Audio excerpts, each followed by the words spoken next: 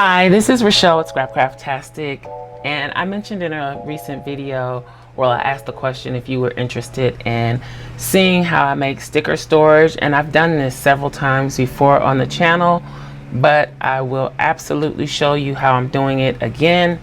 This is the last one that I made, and I make them a little bit different every time.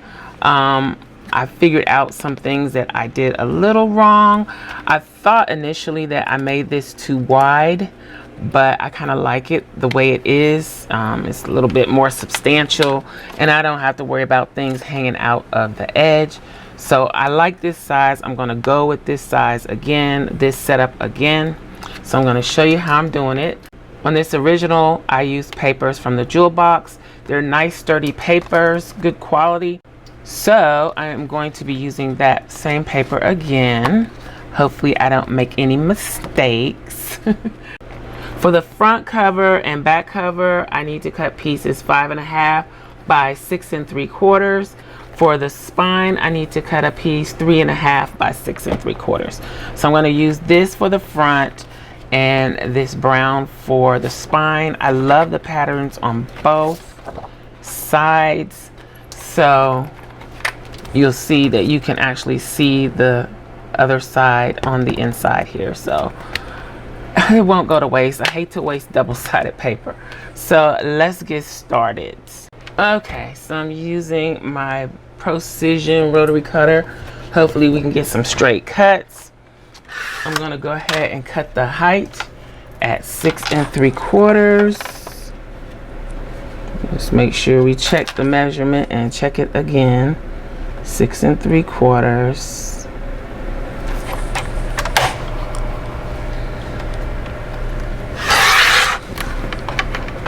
And then I need 5.5, which should be about half automatically.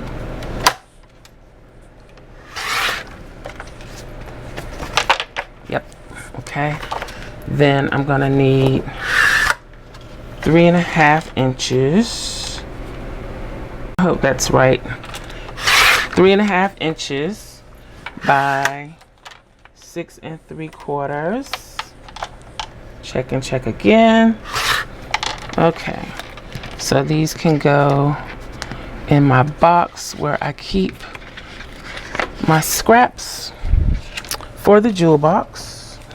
I'm already warming up the laminator. I'm going to need, I think I used 5mm laminate on this version, but I'm going to switch to 3mm. I think it was a little heavy because the laminate started separating, so I don't want that to happen.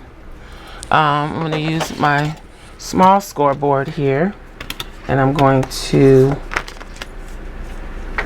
score at 1 inch on each side, and I cannot even see that.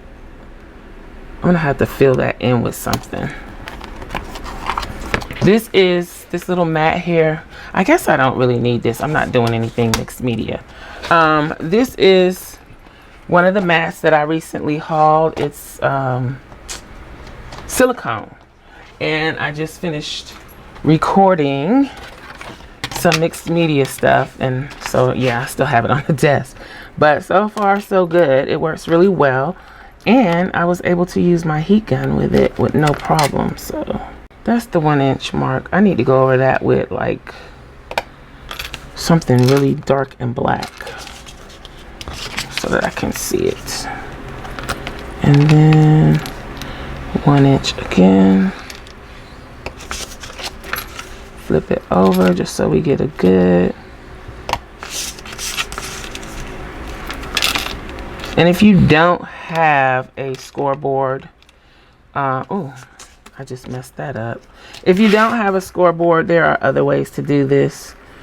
I'm going to try and rub out where I just scored off the rails there.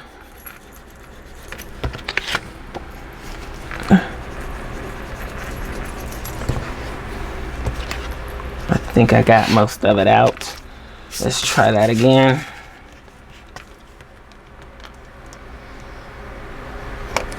Okay, so then we need to put our pieces together. You don't have to worry about a lot of adhesive, but you do want some just to hold your pieces together when you put it in the laminate. So I'm just going to run down the center of the two 1-inch pieces.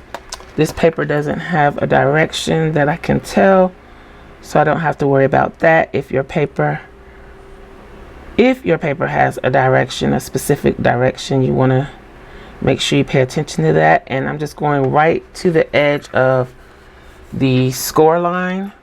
I don't want to go over it. I just want to go right next to it and try to get this as straight as possible.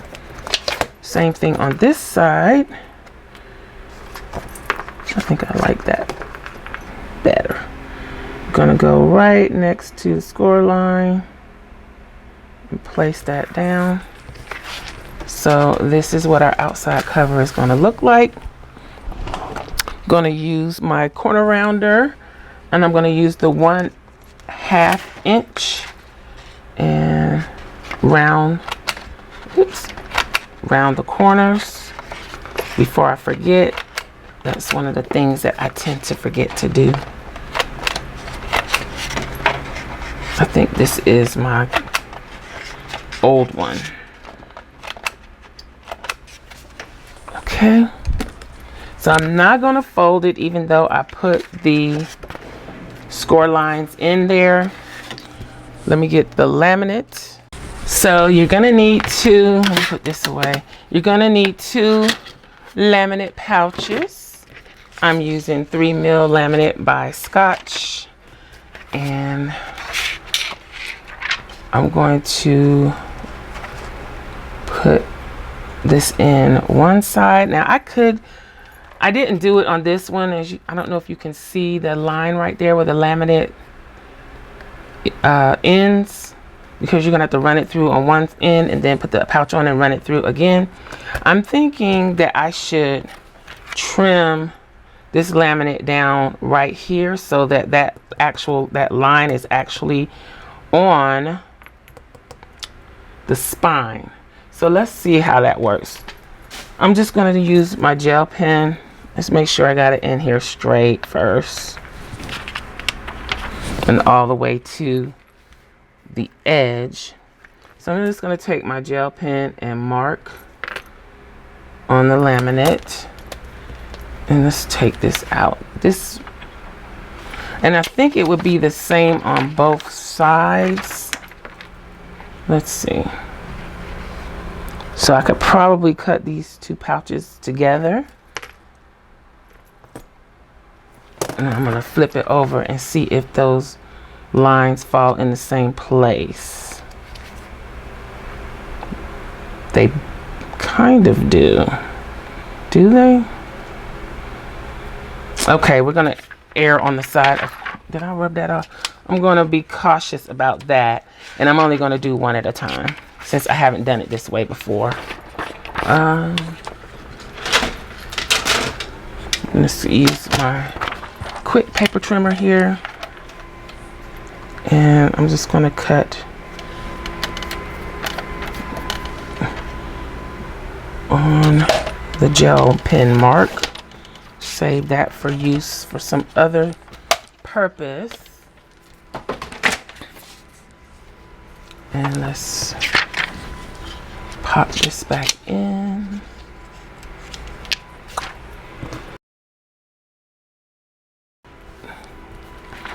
I'm really not that big of a fan of animal prints, but I don't know. I guess it's just growing on me because it's so neutral. It seems like it kind of goes with everything, and it makes sense to me to use for planner stuff also, because then you don't have to worry about trying to match it. Okay, so you see how it stops right there at the edge where our spine is? Hopefully that's going to be cool and not cause a problem. So this is my laminator. They do not make these anymore. So I usually recommend, people ask, you know, what laminator do I use? I would use my Scotch, or I also have a Fellows So it depends on what I'm doing, because the Scotch feeds from the top and my Fellows feeds the same way this one does, a flat feed. So, and I prefer the flat feed because I'm always doing things with the laminator that it's not really meant to do. So I'm going to feed that through.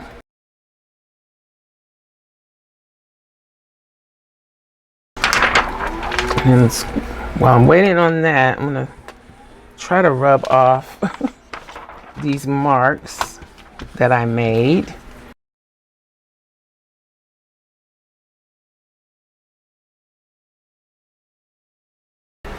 Now I'm kind of wishing I had done the 5 mil because I'm not doing the complete double.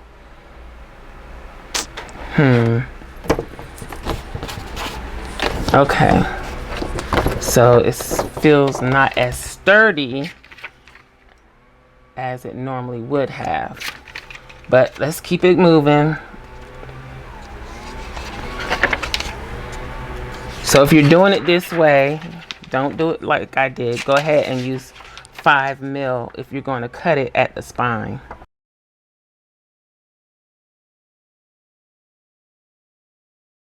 So got it all the way in there. This is where I want to trim it.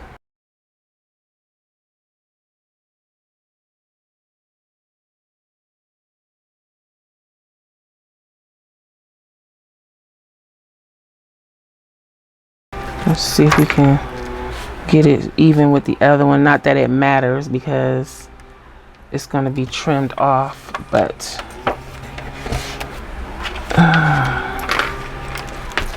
let's run it through.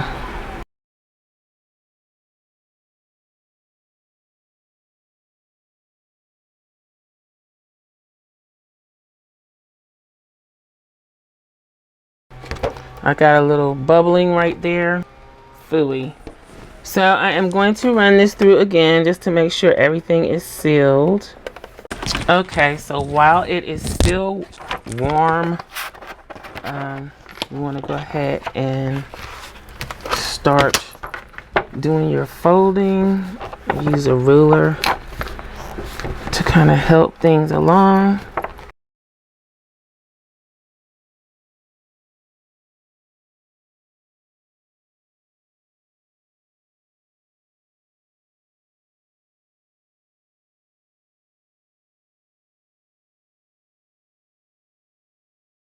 Bone folder and go on and give it a good crease as best as I can. I mean, it's going to be tough because you got double laminate on the spine, but once you start using it, all of that will work itself out.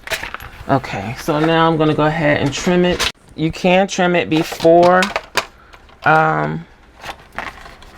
you do the folding, but you'll lose the heat if you do that. So this is a little bit longer than this paper trimmer, so I'm just gonna trim as far as I can and then nip it off with the scissors. I'm not sure that that's straight. Let's see if I can get it a little straighter.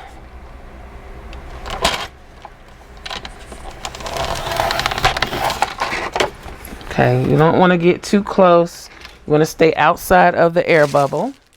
So the laminate seals around the paper, around the edge of the paper, and it makes a little air bubble all the way around. You do not want to cut into that air bubble or your laminate might split open. So you have to be careful.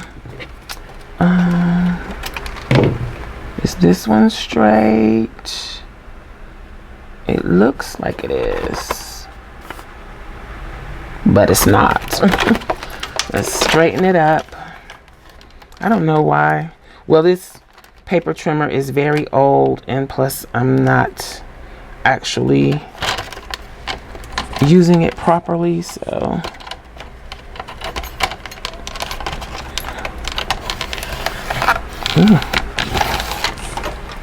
there we go. Nice. Okay, so put this away. We're going to come back with our corner rounder again. 1/2 inch. And round these corners.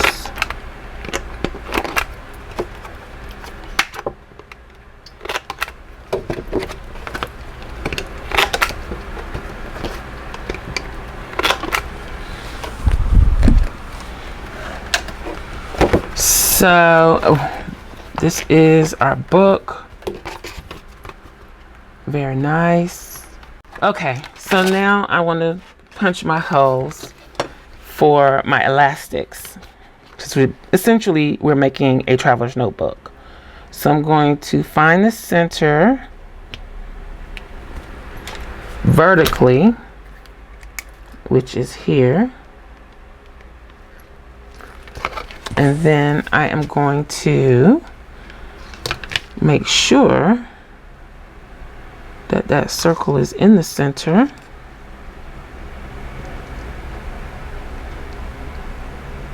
It's going to be right there. So that's where I'm going to punch for my closure elastic. Then I need to decide how I'm going to punch up top. We have about an inch, a little over an inch up here. So I'm going to get about 1/4 inch from the edge. And then let's see, 1, 2, 3, 4, 5, 6. So we have 1.5 inches. I'm going to, how am I going to do that? So I'm going to punch here. I'm trying to remember what I did before, here and here. Okay, and then that, let's see. Yes, that's exactly what I did. So I left 1/4 inch from the edge on each side, and then 1/2 inch between the dots. And then I am a little less than 1/4 inch from the edge of the paper. So I have to remember that when I'm punching on that side. I'm going to do the same thing over here. So that's 1/4 inch, right? Yes. So I'm going to come in 1/4 inch from this side, 1/4 inch from this side, and then split the difference. It's 1/2 inch. So that's kind of where I want to punch my holes. I'm going to be using the We Are Memory Keepers Crocodile. I am going to use the smaller hole, which I believe, I'm not sure, I think it's 1/8 inch, the smaller hole. So I'll use this for these, and then I'm going to have to get my big bite to do that center punch. If you don't have a crocodile, you can use an awl or something to poke a hole. I have a very small awl that I keep on my desk, also known as a pokey tool. So something like this, probably you would want something a little wider to use. They also have these from Dollar Tree. You get a set of 2 for $1, and that can easily poke the hole as well. It might be a little small for your elastic, but I'm pretty sure you can make it work. All right, I'm gonna punch here,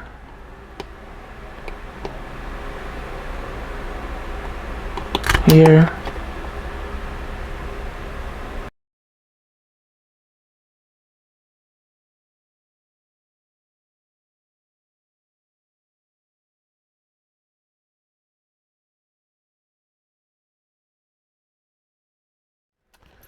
so that's a little bit off, but it's not major.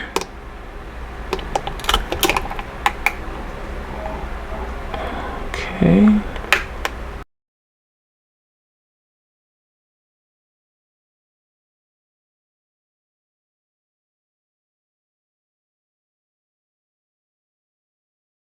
So I'm just gonna rub the gel pen off of those. Then I'm going to get my big bite so that I can reach that center hole. And just just move this back out of the way. Make sure I have it on 1/8 inch. Yeah, 1/8. Okay. Then I'm just going to try and line my dot up with where the thing comes down to punch the hole. And punch the hole. So that's done. And done. And so now all that's left to do is to string it up. Add the elastics. Okay, so this is my spool of elastic. I got this on Amazon. I will link to it in the description box below. So we're gonna need 1, 2, 3, 4 lengths, and then I'm gonna give myself a little extra. Okay, so I should probably string it before I cut it, but I don't feel like wrestling with it today, so I'm not gonna do that.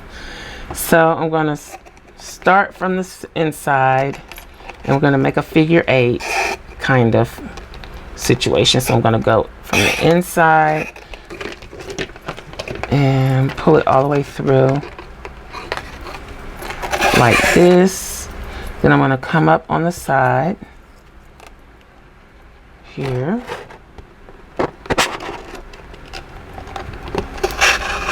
And then I'm gonna go down to back out to the outside, up through to the inside.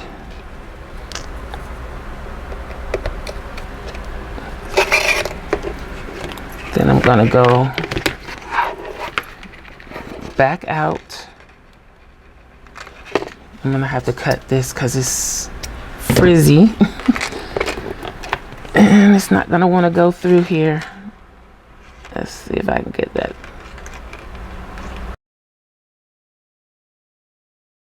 Okay. And then up again. Down again. And then we're gonna go up, yeah, through the middle one more time. Hopefully I can force that on through. Let's trim off the fuzzies again. There we go. And voila. So then you can just pull this as tight as you feel like you need it. That's why I left myself some excess. I don't want it to be too tight, but you want it to be tight enough to hold your books in. So okay, and I'm just gonna leave the excess on there. You can actually use a lighter and burn the tips. I don't do all of that. And then I'm gonna use this as a guide to see how much elastic I want around the outside. I think I'm losing my voice. My allergies are acting up. We've been walking around the neighborhood every other morning, and yeah, it's starting to catch up with me. Let's see, tuck this in here. Okay, so then all we need to do is put both of these through the hole from the outside, both ends through the hole from the outside in if you can. It might be easier to put the loop through. We'll see if we can get both of these in here. I don't think I'm going to be able to get both of them at the same time. So let's try one at a time.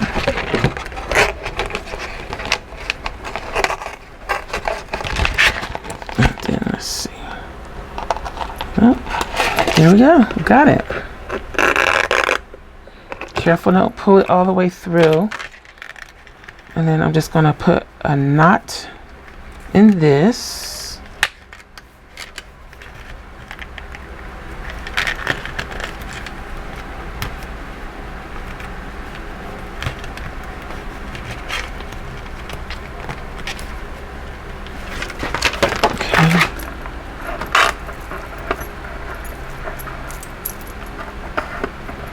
And voila. So I can tighten that if I need to. Am I out of frame? I can tighten that if I need to. I had these 4 packs of these photo albums that I got from Walmart. I think they were like $3 and some change. These are my last 2, so I guess the next time we go do groceries or a grocery pickup, I'll have to grab a couple more packs. But I'm gonna, I don't want to pull that through. I'm going to put this one on in the center. So let me show you what I did. So I opened this to the center, and I'm just going to pick one of the elastics, and I've actually picked the one with the knot because I want that out of the way and hidden first, and then I'm just sliding it underneath that elastic, and it's in there. Okay, so and I'm going to do the same thing with this one. Open it up to the center and slide it on one of the elastics, and it's ready for me to decorate the front if I choose to, and go ahead and add my stickers. So that is how I'm making my sticker storage for now. So I have that one and this one, and I think I may remake some of the ones that I have so that they'll all be uniform and look nice when I put them on the shelf, because yeah, it's pretty uniform, pretty much the same. Oh, and also you can put, let's do it, if you have them, the Target dollar spot pockets are great on the inside of this. You can use it to store washi cards or washi samples, your die cuts, small sampler stickers. So I'm going to put one in the front, and then you can also remove these, and I'm going to put one in the back. And for some reason these pockets are wrinkly, but that's fine. So that is done. So I hope you enjoyed this video. If you did, please give me a thumbs up. Also, make sure you subscribe to the channel and hit that little gray bell so that you'll receive notification each time I upload a new video. Be sure to check the community tab and my stories for updates throughout the week. Also, check us out over at patreon.com/Scrapcraftastic for exclusive content and digital downloads. Visit my other channel, Journal Life's Journey, for craft videos and junk journals. You can find me across social media at Scrapcraftastic. Visit my website and shop at scrapcraftastic.com. If you have any comments or questions, please leave them below. Thanks for watching, and I'll talk to you later. Bye.